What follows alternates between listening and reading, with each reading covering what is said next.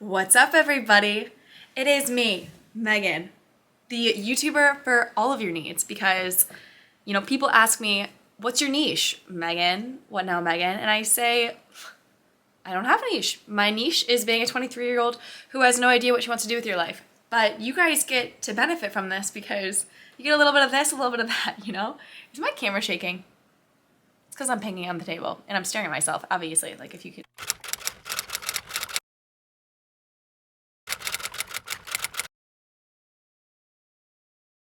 Today, I want to give you an overview on, last time I did technology, this time I'm doing hiking. So yes, a little bit of this, a little bit of that. Let me preface with this video. It is not going to be an all-encompassing video of every single nitty-gritty thing you need to know for Zion. Go do your other research, that's for you.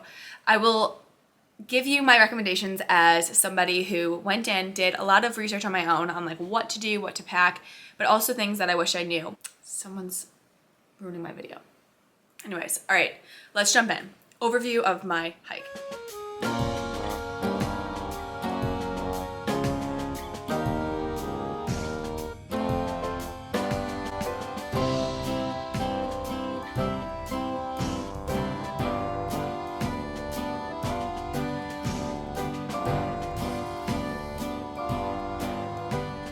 So I decided that I was gonna go in spring just because it was the time that worked for us. So we went from March 1st to March 4th.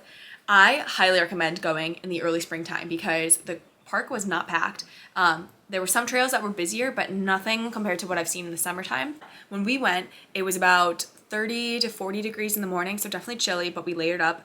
And then by midday, it was 70 and sunny, like gorgeous. But the very cool part was that since it was still a little bit chilly, there was snow everywhere. So some trails were definitely icy, and because of that, I would recommend crampons.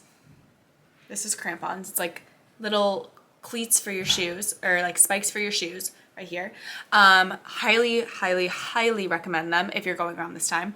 But I think the snow added such a cool layer to everything. Like we walked through patches of snow. It was just incredible. So highly recommend March. I think it was a great time to go.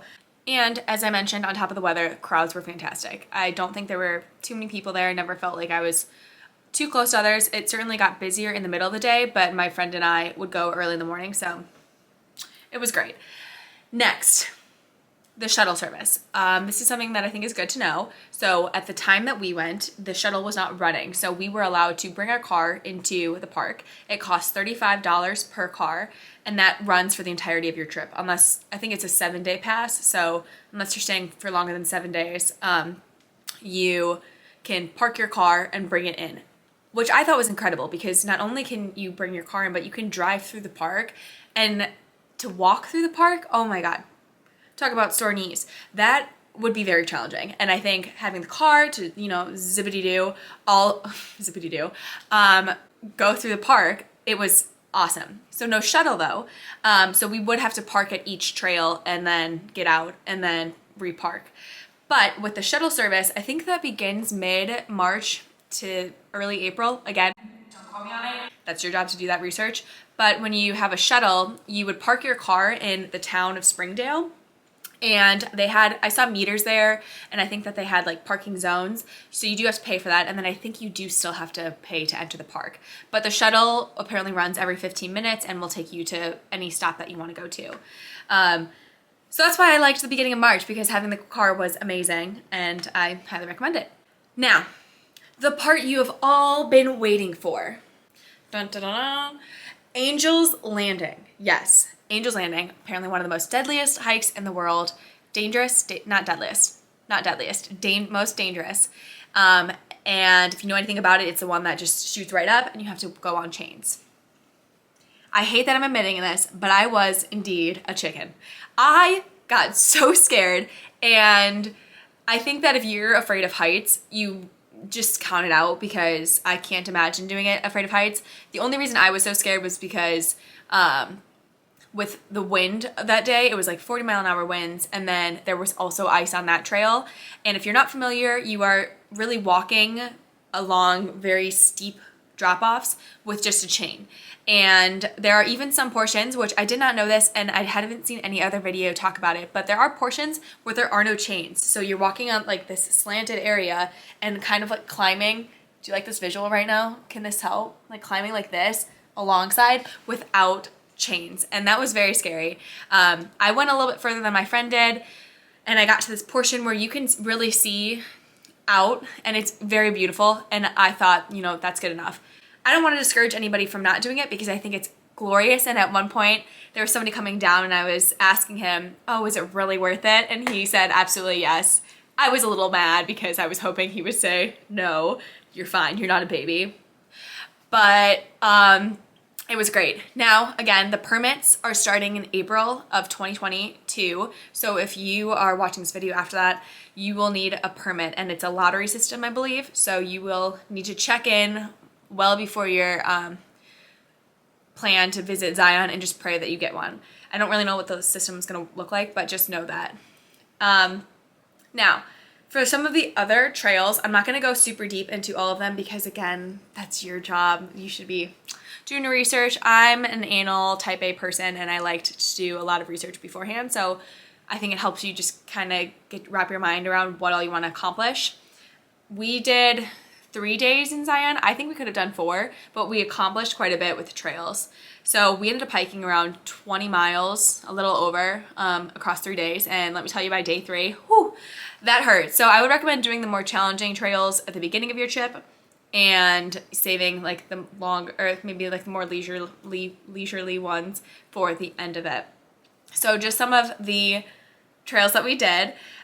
West Rim, which is right off of Angel's Landing. I think I'm listing this first because it was one of my favorite trails I saw. The views there were absolutely incredible. I think people forget about it too, and it was very quiet, not many people. There were areas where you were hiking through snow, matted down snow. You would, if you stepped off, which I did, you would fall like into, like mine for me, it was mid-thigh. Like I fell so deep. So it's so cool though. Again, this is probably only happening in the March time, but just, you could just see landscape of snow and it was beautiful. So I liked that one. It wasn't too challenging, just long. Then Emerald Pools, there's a lower, middle, and upper one. And lower was definitely the easiest.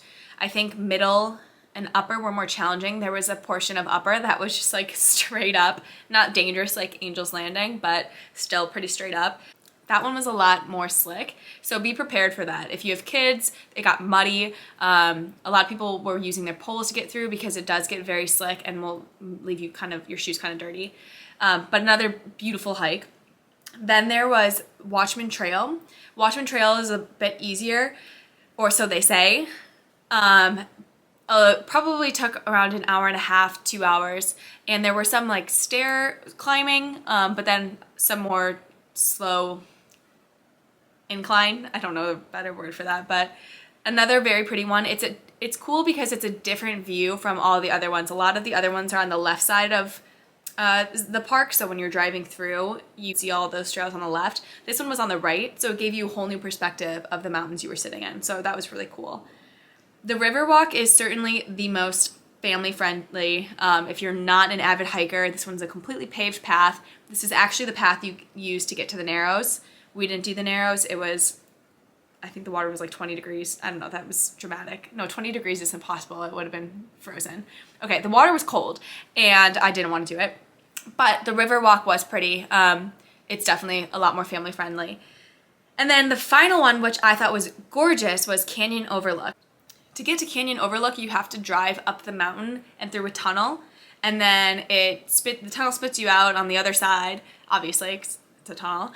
And then the hike is, I wouldn't say it's dangerous, but there were some parts where we saw families, and I was thinking like, oh, you brought your kids up here? So again, not trying to discourage anybody from going, but just there were some areas where it kind of dropped off, and I was thinking if my sisters were here with me, I'd be like holding them so close to my side because of how steep it got in some areas.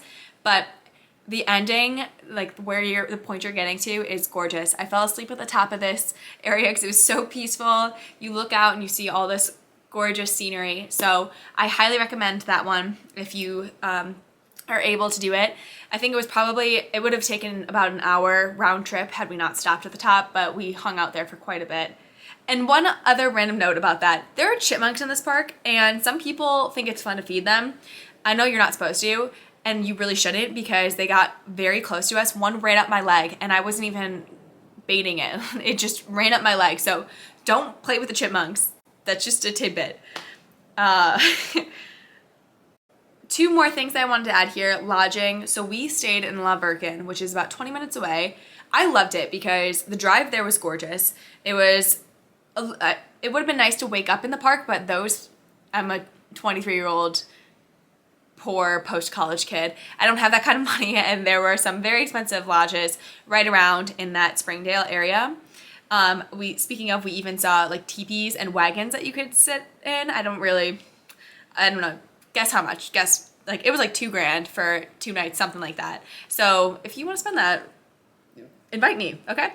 But we stayed in La Virgen, plenty of Airbnbs. We didn't spend much time in the Airbnb, so it was pretty small, but we loved it. If you need groceries or anything, fast food, that kind of stuff, La Virgen and to the park, there's not much around. So we personally drove from Vegas up to Zion, and St. George is about 20 minutes out from La Virgen, which is where our Airbnb was.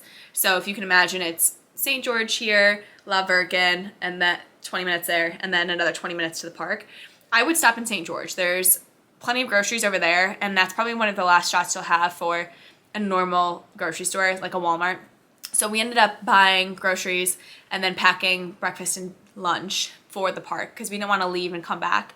And I definitely recommend that. I would definitely pack your snacks. It's a lot easier to get into the park in the morning too, because it tends to fill up in the afternoon. And so you might not even get parking, or you might be waiting longer for your shuttles depending on what time of the year you're going. I feel like I discourage people from doing some of these trails, which I do not mean to be. I am just trying to be, I like to play not devil's advocate. That makes no sense for this. I just want to make sure people are aware of what they're getting themselves into. Again, Angel's Landing, I shouldn't have said that. I am a baby, and unfortunately I couldn't handle it. Had it been summer, I actually probably would have. Had my friend not talk some sense into me, because I'm somebody who gets anxious very easily. And she was like, dude, you're gonna have a panic attack at the top of a mountain. That's probably not the best idea. So that's why I didn't do it. If you are comfortable with heights, 100% do it. I think it'd be so cool. People always freak out saying it's the most dangerous in the world, blah, blah, blah, blah. Which, in my opinion, in the past 10 years, there's been 13 people who have fallen. And if you just, weigh the risk and reward, 13 over 10 years, that's pretty low odds, right? So just be careful. I think the thing that makes it the most dangerous is when there's a lot of people around, because the way to get up to the top of it is the same as the way to get down. And so if you can imagine, you're trying to pass people and you go, no, you go, no, you go, doing that kind of thing. And I think some people go into it thinking, we're going to do this without any sort of preparation. We saw people in Converse doing this, which, loco. I'm sorry, if you're watching this and you wear Converse hiking, you're nuts. I'm just going to say it. So just do it if you want to. I think I'm envious if you do. Send me pictures, because I would love to. So yeah, please do what you want. Also, the other hikes, you are capable of doing them. I just thought that the website made it seem like easy to moderate was super, I would assume easy means my grandma could do it, and my grandma could not do these. So it's probably just easy in comparison to the other ones. So just be ready for that. Plan your harder ones in the beginning of your trip, easier ones at the end of the trip, and you will be I hope this was helpful. I, again, wanted this just to be an overview, give you some highlights of the trip, show you some beautiful pictures, and excite you for your trip to Zion, because it was truly one of the most beautiful places I've ever seen in the US. But it was a fantastic trip. If you're going in the summer, I've heard heat exhaustion is big, so make sure you're packing lots of water. I recommend going in the spring because it was off season and beautiful. But if you have any questions, please feel free to let me know. Get your crampons, don't forget about that. Invite me if you want, if you need another guest. I will, if you have kids, I'll be a nanny if you take me back to Zion. I don't mind. So hope you guys liked this, and go have fun.